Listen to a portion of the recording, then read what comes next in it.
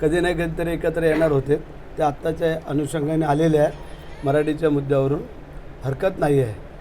ते एकत्र आले आणि काही झालं तरी जे आमचं महायुतीचं काम चालू आहे ते असंच चालू राहील आणि कुठेही अडचण येणार नाही, अडथळा येणार नाही.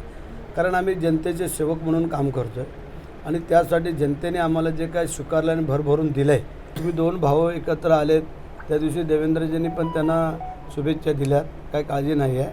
परंतु जे आलेले आहेत ते किती दिवस चालतं आहे किंवा काय हे आपल्यालाही कळेल थोड्या दिवसांनी. गोष्ट त्यांच्या लक्षात आलेली असावी की आपण एकत्र येऊन काही करू शकतो का, ते त्यांनी करून पाहावं. आमचं काय म्हणणं नाही. आम्ही तिघंजण एकत्र असल्यामुळे आम्ही ह्या महाराष्ट्रामध्ये पुढं असणार आहोत एवढं निश्चित. काय सांगाल, 20 वर्षानंतर दोन ठाकरे बंधू एकत्र आलेत, मराठी माणसाची ताकद वाढण्याची शक्यता आहे?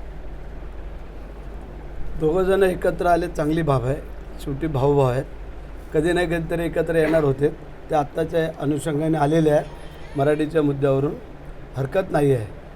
ते एकत्र आले आणि काही झालं तरी जे आमचं महायुतीचं काम चालू आहे ते असंच चालू राहील आणि कुठेही अडचण येणार नाही, अडथळा येणार नाही.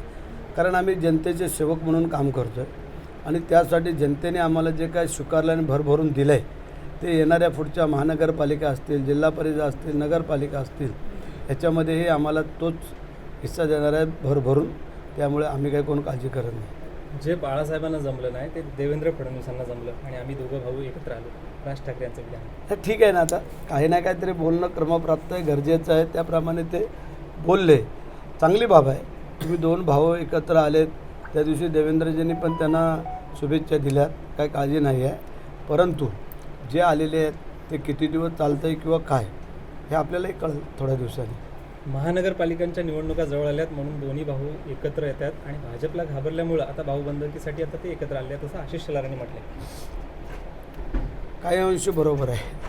कारण आत्ताच्या स्थितीमध्ये जर आपण पाहिलं खोल रे तर आपण पाहिलं मनसेची एकही सीट आलेली नाही. उभाटाच्या आल्यात ते 20 सीट आलेल्या आहेत. ह्या सगळ्या गोष्टीचा विचार करून की पुढची गोष्ट त्यांच्या लक्षात आलेली असावी की आपण एकत्र येऊन काही करू शकतो का, ते त्यांनी करून पाहावं. आमचं काय म्हणणं नाही. आम्ही तिघंजण एकत्र असल्यामुळे आम्ही ह्या महाराष्ट्रामध्ये पुढं असणार आहोत एवढं निश्चित. मराठी भाषेबद्दल गरळ ओकणारे जे सुशील केडिया म्हणून आहेत उद्योजक, त्यांनी राज ठाकरे यांना मराठी शिकणार नाही असा इशारा दिला होता. मात्र आज त्यांनी सोशल मीडियावर माफी मागितली आहे की राज ठाकरेंची. ठीक आहे ना, तो चुकला, त्यांनी माफी मागितली, त्याला माफ करणं आपला धर्म आहे आणि त्याप्रमाणे काय हरकत नाही आहे. त्याला असं पहिलं वाटलं की आपण असं बोलून काहीतरी साध्य करू, परंतु त्याच्या लक्षात आलं की आपण बोललो ते चुकलो आणि त्याच्यामुळे त्यांनी कदाचित माफी मागितलं असेल, त्याला माफ करू. एक रायगडमधला आपला विषय